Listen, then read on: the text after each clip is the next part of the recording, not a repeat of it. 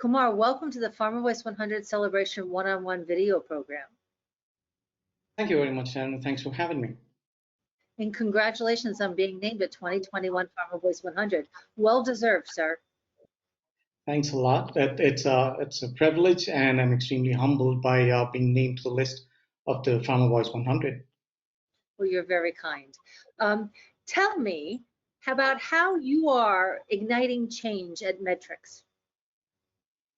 Yes. So we started off as a digital first agency a few years back, and recently, in the recent past, what we've started doing is igniting change, particularly with a change in philosophy. We've switched from a digital first to being an innovation first sort of company. I think I should qualify that a little bit more because our approach to innovation is innovation in process, innovation in methodology, and innovation in approach to problems that we've faced and to problems that our clients come to us with. And we try to differentiate our innovation by being particular and careful not to use innovative technology and present them as innovative solutions in and of themselves, but use innovation all along the process to serve the purpose of achieving an objective. So that is the way that me and the leadership at MedTrix are trying to spark change, to drive change through all of the organization here. Wonderful. Obviously, technology and digital is front and center for you. Talk to me about the virtues of a virtual world. Yes. So, like you said, rightly pointed out, technology is indeed front and center. But I'd like to add that it drives the cause of healthcare and healthcare communication, obviously, right?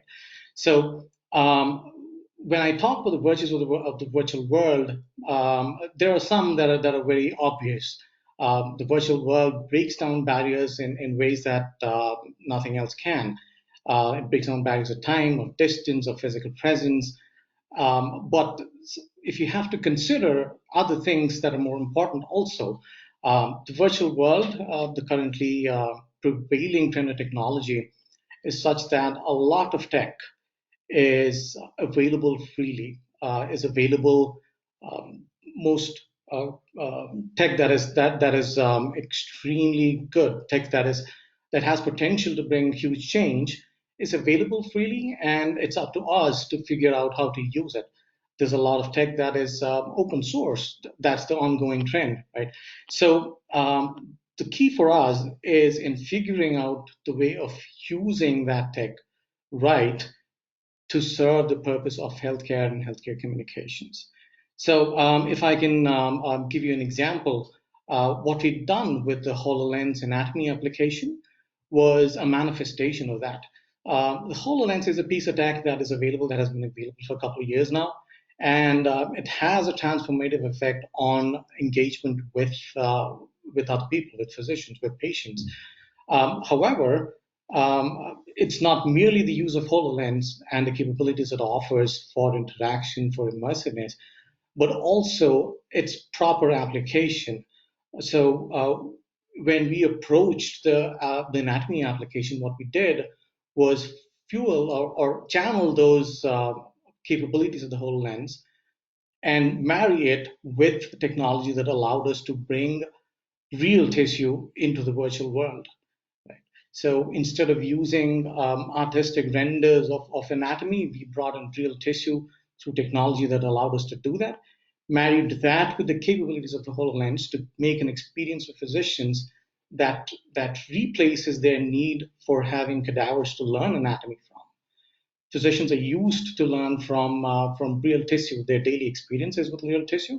So it replaces or supplants that experience with something in the virtual world. That indeed I feel is a virtue of the virtual world.